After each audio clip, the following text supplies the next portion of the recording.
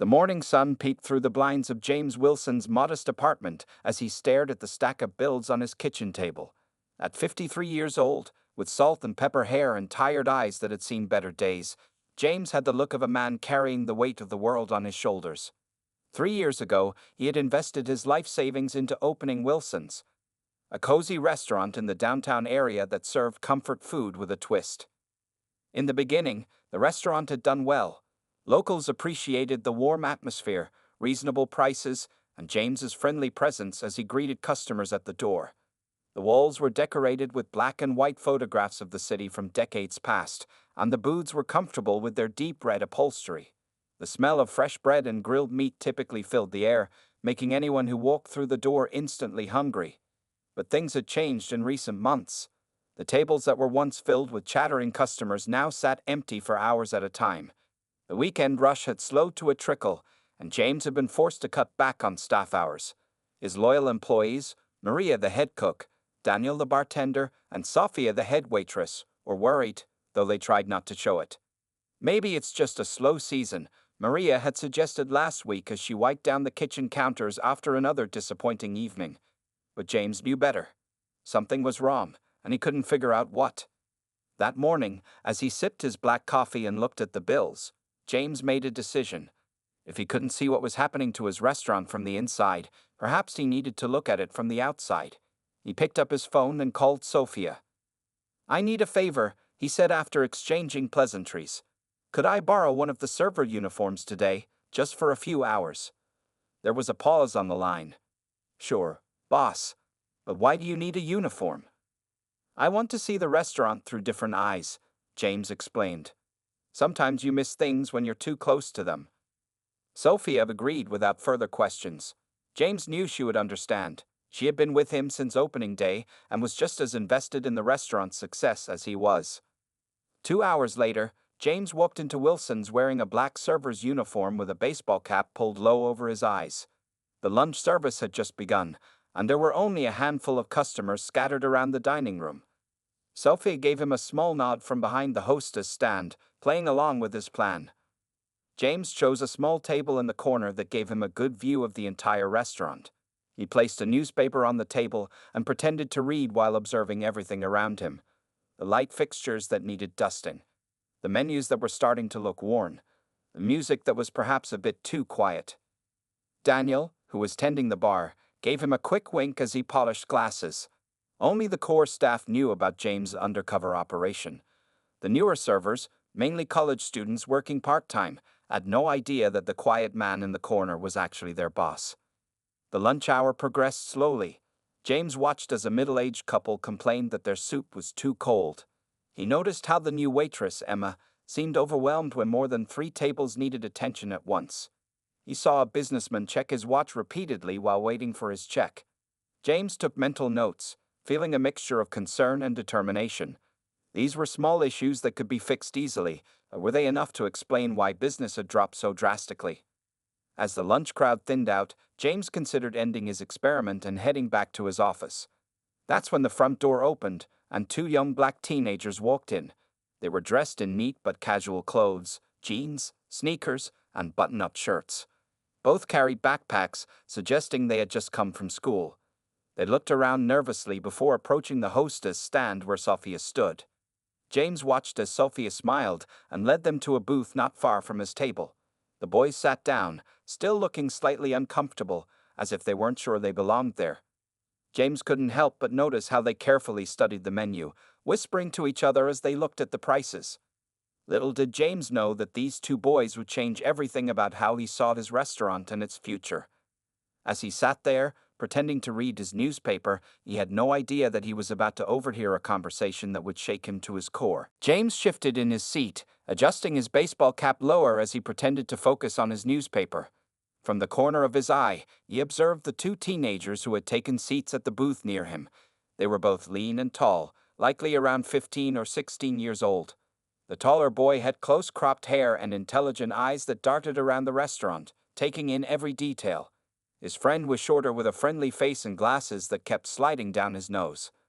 As the waitress approached their table, James noticed how the boys straightened up, as if preparing for an important meeting. "Hi there. Welcome to Wilson's. Can I get you something to drink? Emma, the new waitress, asked with a bright smile. The boys exchanged glances before the taller one spoke. Just water for now, please. For both of us. James watched as Emma brought their waters and took out her notepad. Again, the boys looked at each other nervously before the one with glasses spoke up. Could we see the appetizer menu again? We're thinking of sharing something small. Emma nodded and pointed to the section on their menus. After a brief discussion, they ordered a single plate of mozzarella sticks, the cheapest item on the appetizer list. James felt a twinge in his heart. He recognized the behavior of customers who wanted to enjoy a restaurant experience but had limited funds. He'd been that person many times in his younger days. As Emma walked away with their order, the boys pulled out notebooks from their backpacks and laid them on the table. James raised an eyebrow, intrigued. These weren't the actions of typical teenage customers who came in for a quick bite. Something more interesting was happening here. Okay, Dion, let's start with the location and atmosphere, the boy with glasses said, clicking his pen. Sure thing, Marcus, replied Dion, the taller one. Location is good, downtown, walking distance from 2 schools and several office buildings. That's a major plus. The restaurant should be packed at lunchtime, but look around. Both boys glanced around the half-empty dining room, and James felt his cheeks grow warm. He hadn't expected to be the subject of a critique today. Atmosphere is nice, Marcus continued, writing in his notebook. Good lighting, clean, comfortable seating. But something feels, I don't know, outdated.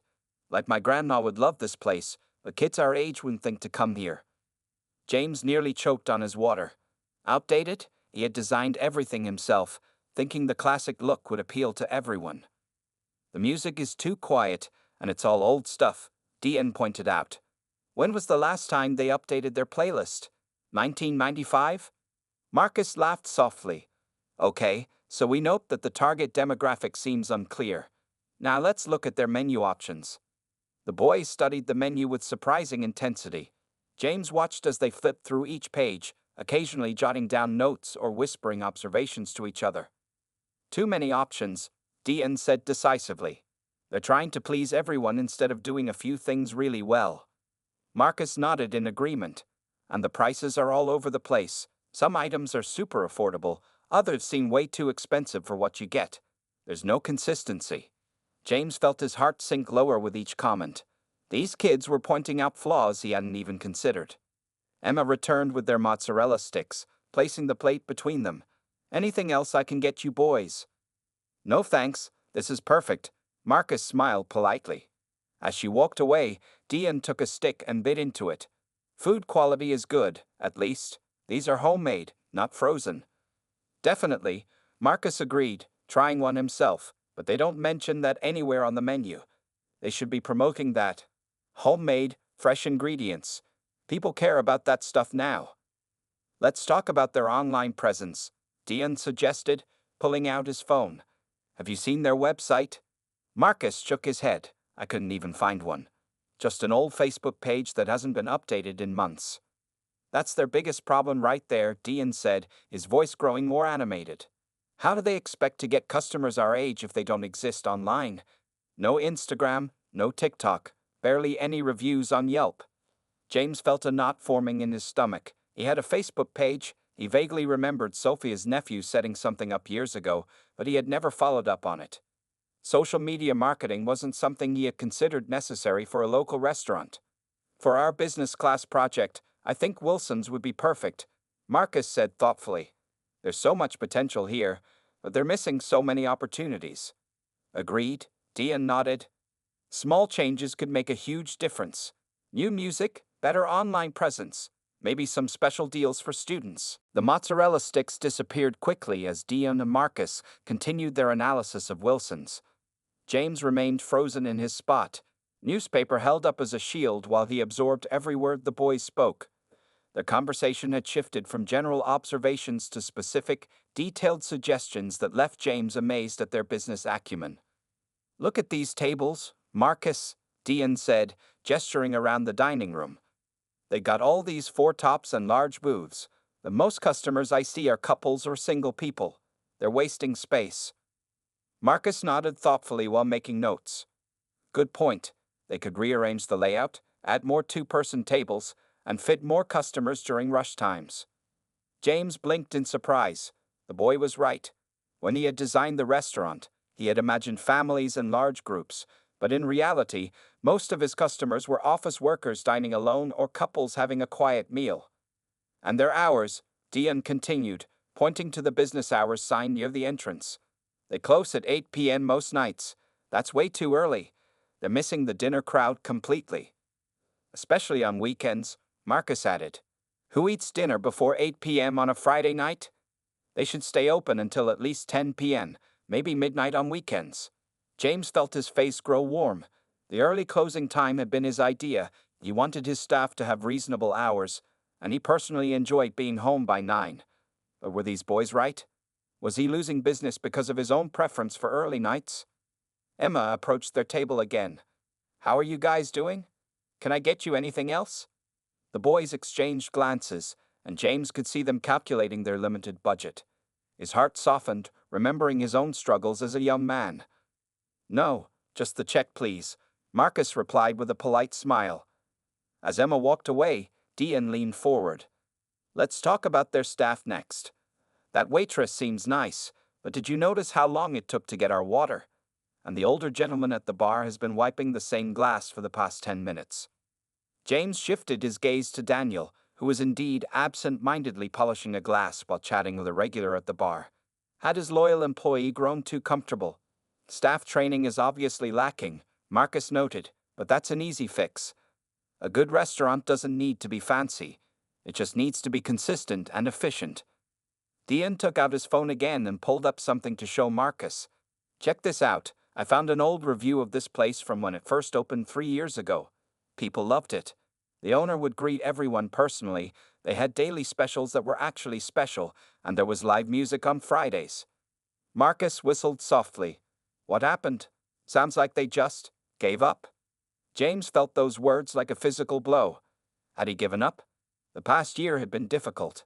His mother's illness had taken much of his attention, and running the restaurant had become more of a chore than a passion. He had stopped greeting customers, discontinued the live music because it was too much trouble, and left the daily specials unchanged for months at a time. For our business class project, we need to create a full revival plan, Dion said, his voice filled with excitement. Wilson's is the perfect case study of a business with good bones but poor execution. Mr. Henderson will love it, Marcus agreed, referring to their teacher. A local business turnaround plan. We could focus on low-cost, high-impact changes. Emma returned with their check, and James watched as the boys carefully counted out exact change, including a modest but appropriate tip. They were clearly on a tight budget, but understood the importance of tipping, another sign of their maturity and awareness. As they gathered their notebooks, Dion paused and looked around one more time. You know what, Marcus? I really want this place to succeed. There aren't many restaurants in this area owned by people who look like us. James frowned. What did he mean by that? I know, Marcus replied. My dad says Mr. Wilson is one of the few black business owners left downtown after all the rent increases. It would be a shame to see this place close. James nearly dropped his newspaper. How did they know who he was? And more importantly, they thought he was black. In that moment, he realized the misunderstanding. The restaurant was named after his wife's maiden name, Wilson, which he had chosen to honor her family. The boys had made an assumption based on the name, perhaps combined with the soul food items he had added to the menu as a tribute to his wife's Southern heritage. They continued gathering their things, unaware of the stunned restaurant owner just a few feet away. James watched them, his mind racing with new revelations. James's heart pounded in his chest as he watched the boys prepare to leave. They had tucked their notebooks into their backpacks and were putting on their light jackets. In just a few moments, they would walk out the door, taking their valuable insights with them. He couldn't let that happen. Making a split-second decision, James folded his newspaper and stood up. With determined steps, he approached their table just as they were about to slide out of the booth. Excuse me, he said, his voice unexpectedly nervous. Both boys looked up at him with surprise, perhaps worried they had done something wrong. I couldn't help overhearing some of your conversation. Dion and Marcus exchanged concerned glances. The taller boy, Dion, straightened his shoulders slightly, as if preparing for a confrontation. We weren't being too loud, were we? Marcus asked, adjusting his glasses. James shook his head quickly. No, not at all. Actually, I found what you were saying fascinating. He paused, unsure how to proceed. Should he reveal his identity immediately or ease into the conversation? Looking at their cautious expressions, he opted for the latter. You mentioned a business class project? I'm curious about that. The boys relaxed slightly, though they still appeared guarded. Dion spoke first. We're in Mr. Henderson's entrepreneurship class at Westside High. Our assignment is to analyze a local business and create an improvement plan. We chose this restaurant because it's convenient to school, and Marcus hesitated, looking down at the table, and because you thought it was black-owned. James supplied gently. Both boys looked startled. Dion's expression became more guarded. Yes, sir, we wanted to support a business we thought represented our community. James nodded, feeling a strange mixture of emotions. I appreciate that. Would you mind if I sat down for a moment? I'd like to hear more about your ideas. After another glance at each other, the boys nodded and sat back down. James slid into the booth across from them, removing his baseball cap as he did so.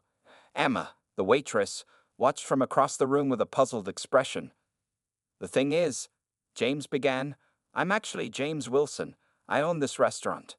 The boy's eyes widened in shock. Marcus's mouth fell open, and Dion sat up straighter than before. We're so sorry if we... Marcus began, but James held up a hand to stop him. No apologies necessary. Everything you said was spot on. And to clear up one misunderstanding, I'm not black. The restaurant is named after my wife's family. She passed away 2 years ago. A moment of awkward silence followed. James could see the boys processing this information, perhaps reconsidering everything they had said. So, Dion finally spoke, his voice careful. You were spying on customers? James couldn't help but laugh. I suppose it does look that way, but honestly, I was trying to understand why business has been declining. I thought seeing the restaurant from a customer's perspective might help. And did it? Marcus asked, his initial embarrassment giving way to curiosity. More than I expected, James admitted, especially after listening to you two. Your analysis was incredibly perceptive. Where did you learn to evaluate businesses like that? Pride flashed across both their faces. Dion sat up taller as he answered. Mr. Henderson, our teacher, used to work in restaurant management before becoming a teacher. He's teaching us to look at businesses with a critical eye. Most of our classmates chose big chain stores for their projects, Marcus added. But we wanted to focus on a small business where our ideas might actually make a difference. James felt a lump forming in his throat. These boys had chosen his restaurant not just because they mistakenly believed it was black-owned, but because they genuinely wanted to help a small business succeed. Would you be willing to share more of your ideas with me? James asked. I'd be happy to treat you to a proper meal while we talk. The boys exchanged excited glances, but then Dion's expression became serious. We appreciate that, Mr. Wilson, but we need to be honest with you. Our suggestions might not be what you want to hear. We don't want to offend you. James smiled, impressed by their maturity. Trust me, I'm past being offended. My restaurant is struggling, and I need fresh perspectives. Your honesty would be valuable to me. Marcus checked his watch. We have about an hour before we need to catch the bus home. Perfect, James said, waving to Emma. That's enough time to start a conversation, and if you're interested, maybe we can continue it another day.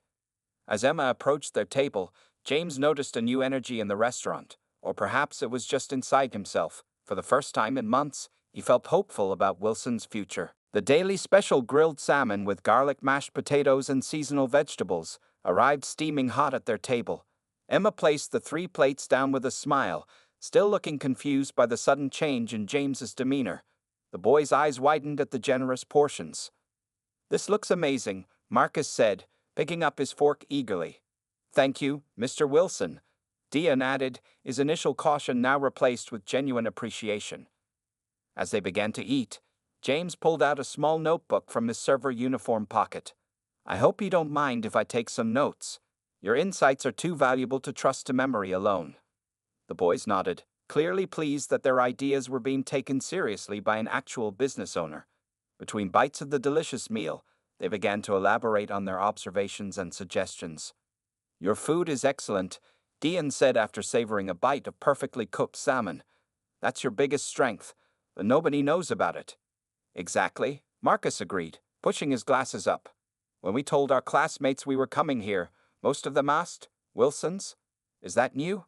And your restaurant has been open for 3 years." James winced. "Marketing has never been my strong point. My wife handled that side of things." A brief silence fell over the table at the mention of his late wife. The boys exchanged a quick glance, sensing the weight behind his words. "I'm sorry about your wife," Dian said softly. James nodded in appreciation. "Thank you. Lisa was the heart of this place. She knew every customer by name, remembered their favorite dishes, their kids' birthdays. After she got sick," his voice trailed off. "Is that when things started to change here?" Marcus asked gently. James looked at him with surprise. The boy's perception was remarkable. "Yes, actually, I focused on taking care of her, and the restaurant became secondary. After she passed, I kept things running, but I guess my heart wasn't in it anymore." Dian set down his fork, his young face suddenly serious. "My grandmother says a restaurant is like a living thing. It needs attention and love to thrive." "Your grandmother sounds wise," James said with a small smile. "She ran a sandwich shop in our neighborhood for 20 years, Dian explained proudly. "She taught me that good food brings people together." James felt a connection forming with these boys that went beyond their business insights. They understood something fundamental about restaurants that many adults missed: the emotional component that made a dining establishment more than just a place to eat. "Tell me more about this social media strategy you mentioned," James prompted, steering the conversation back to practical matters. Marcus immediately brightened. "Social media is essential for restaurants now. People eat with their eyes first. Before they ever taste your food, they see pictures of it online." "I didn't know restaurants needed to be on TikTok," James admitted. Both boys laughed, not unkindly. "TikTok, Instagram, even Facebook for older customers," Dian explained. "Short videos of your chef preparing special dishes, behind the scenes looks at the kitchen, daily specials announced in creative ways. People love that content." "And it doesn't cost anything except time," Marcus added. "My cousin increased her bakery sales by 40% just by posting consistently on Instagram for 3 months." James scribbled notes furiously. "What about the restaurant itself? You mentioned the layout, the hours." "The atmosphere needs updating," Dian said tactfully. "Not a complete redesign, but small changes. The lighting is too dim for lunch service. The music needs to be updated and played at different volumes depending on the time of day." "And the hours are a major issue," Marcus continued. "You're missing the entire dinner crowd by closing at 8 p.m. Most restaurants in this area are open until at least 10 p.m., later on weekends." James nodded, taking it all in. Some changes would be easy to implement immediately, others would require more thought and investment. But for the first time in months, he felt excited about possibilities rather than burdened by problems. As they finished their meal, James noticed the boys checking the time. "We should probably head to the bus stop soon," Marcus said reluctantly. "Before you go," James said, "I want to propose something. Your business class project. Would you consider using Wilson's as your case study? Not just analyzing the problems, but working with me to implement solutions." The boys looked at each other, excitement evident in their expressions. "Really?" Dian asked. "You'd let us help make actual changes?" "More than that," James replied. "I'd like to offer you both part-time jobs. You could work a few hours after school, putting your ideas into practice. I'd pay you, of course, and you could use the real-world results for your project." The next morning, James arrived at Wilson's 2 hours earlier than usual. For the first time in months, he had slept soundly, his mind filled with possibilities rather than worries. He stood in front of his restaurant, seeing it through new eyes, through Dian and Marcus's eyes. The sign above the door was faded, with one letter flickering unreliably. The windows, while clean, displayed outdated specials posters. Even the entrance seemed uninviting, with a heavy door that older customers struggled to open. How had he missed these details? Inside, he flipped on the lights and walked slowly through the dining area, making notes.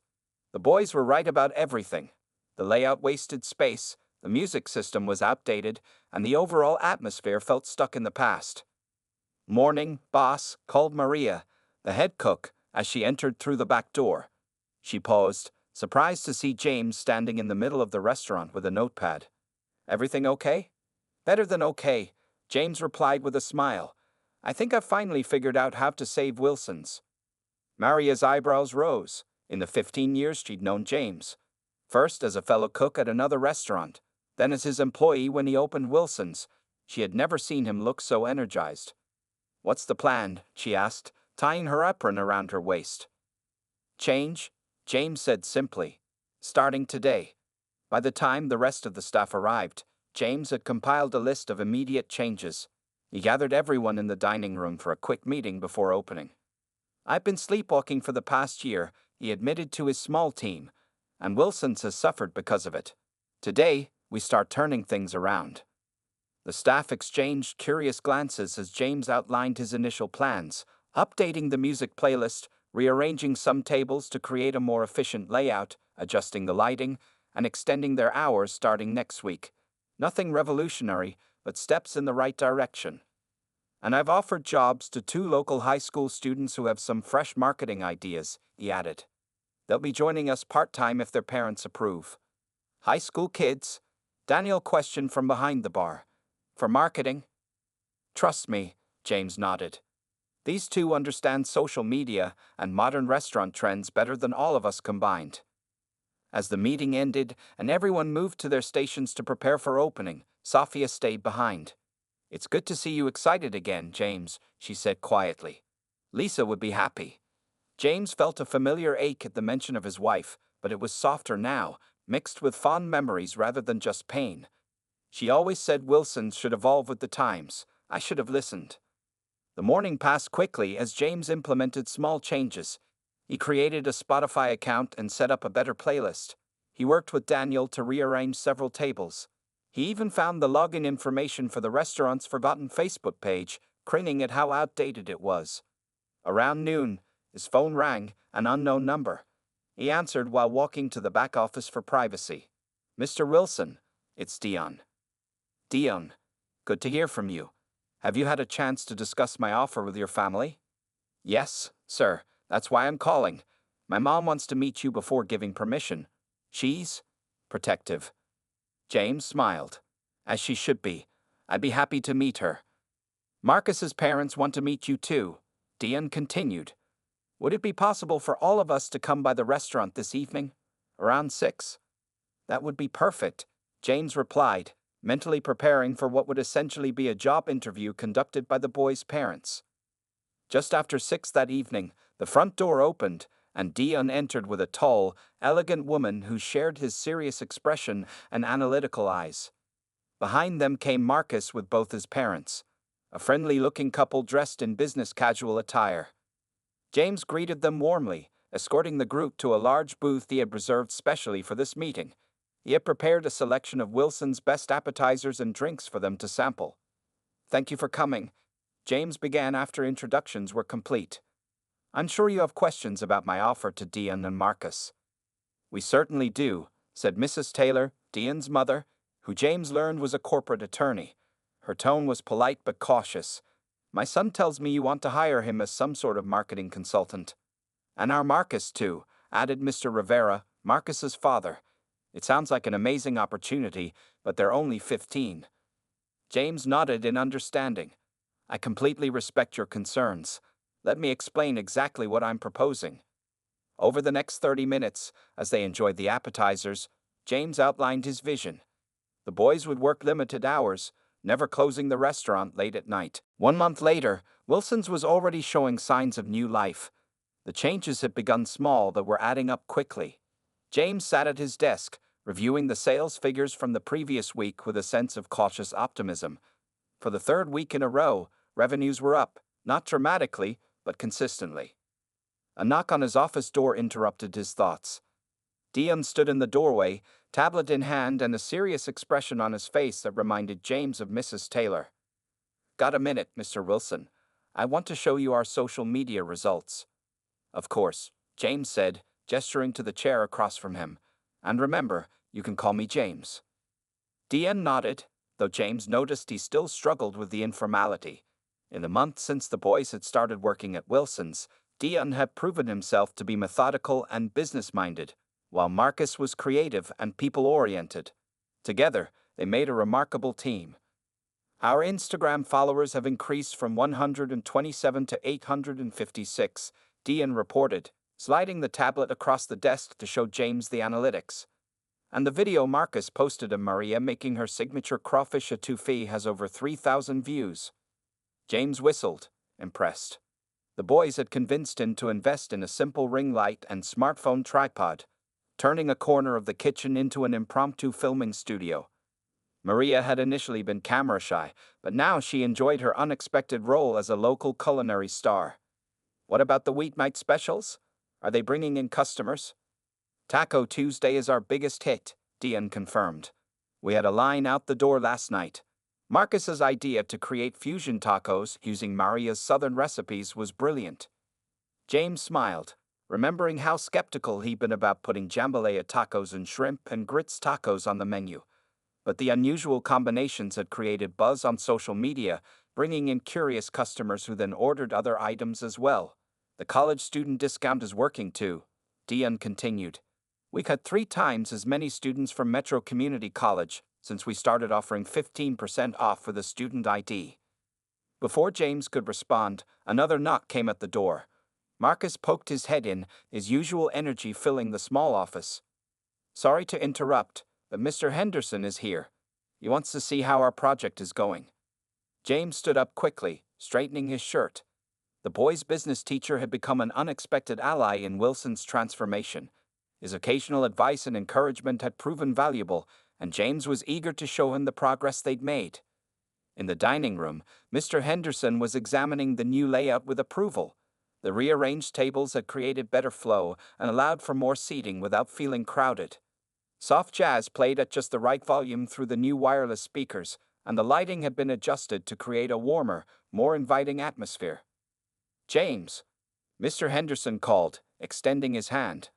A tall man with salt and pepper dreadlocks and glasses, he had the air of someone who had seen many businesses rise and fall. "The place looks fantastic." "All credit goes to your students," James replied, shaking his hand. "They've revolutionized my thinking about the restaurant." Mr. Henderson smiled proudly at Dian and Marcus. These two have always shown promise, but seeing their ideas implemented in a real business setting is something special. Their presentation to the class last week was impressive. "Our classmates want to come for dinner this Friday," Marcus added excitedly. "We're going to record customer testimonials for our final project."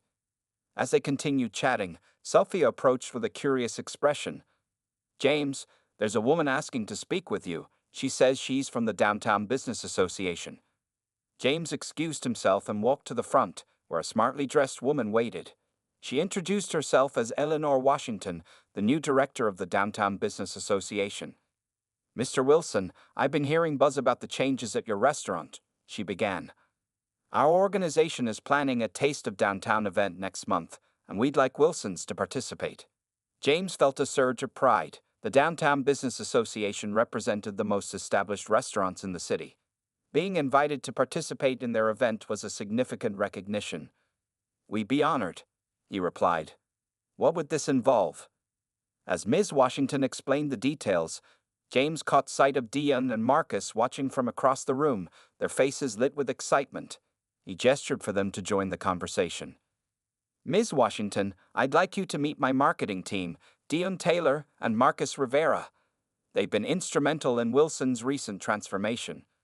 The woman looked surprised to be introduced to teenagers, but after a few minutes of conversation with the articulate young men, 6 months had passed since that fateful day when James had disguised himself as a server in his own restaurant. As he stood in Wilson's packed dining room on a Friday night, watching servers weave between tables with steaming plates of food, he could hardly believe the transformation.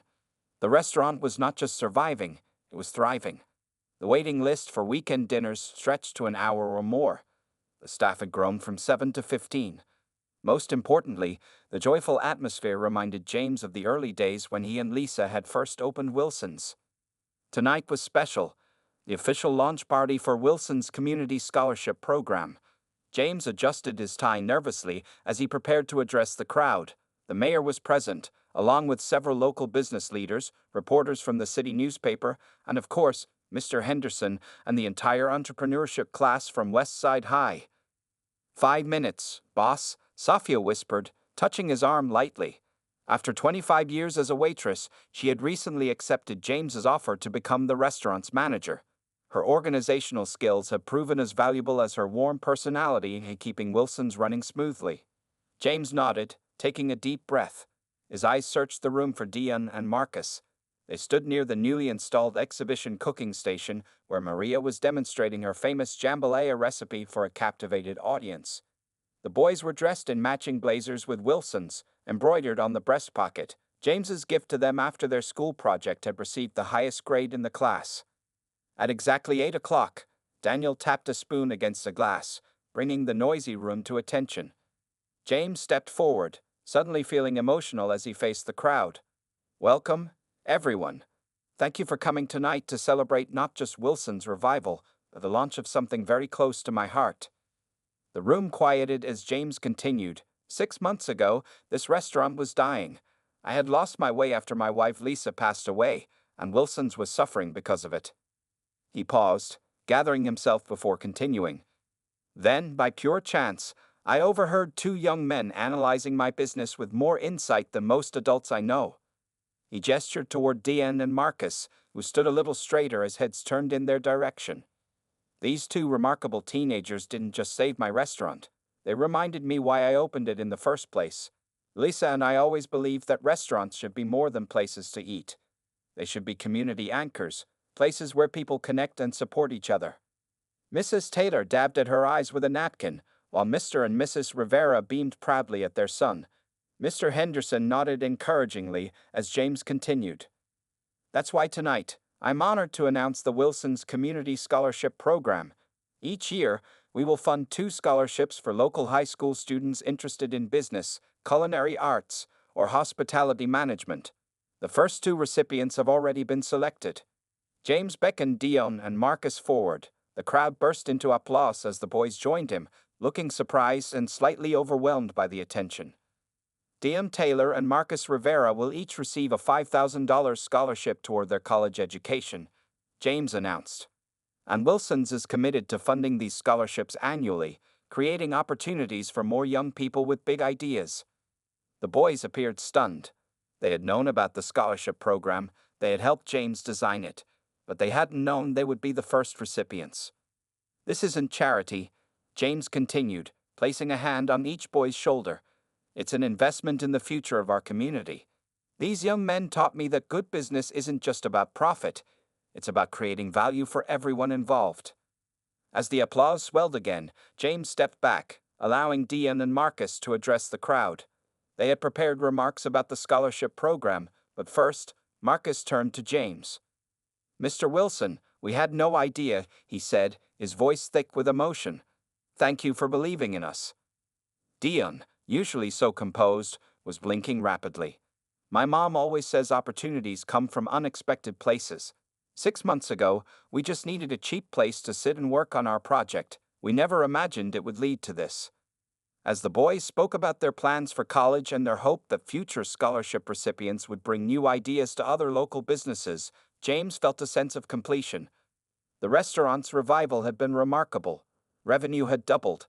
The staff was energized, and Wilson's had been featured in the city magazine as a phoenix rising from the ashes. But this scholarship program represented something more meaningful. Later, as the evening wound down and guests began to depart,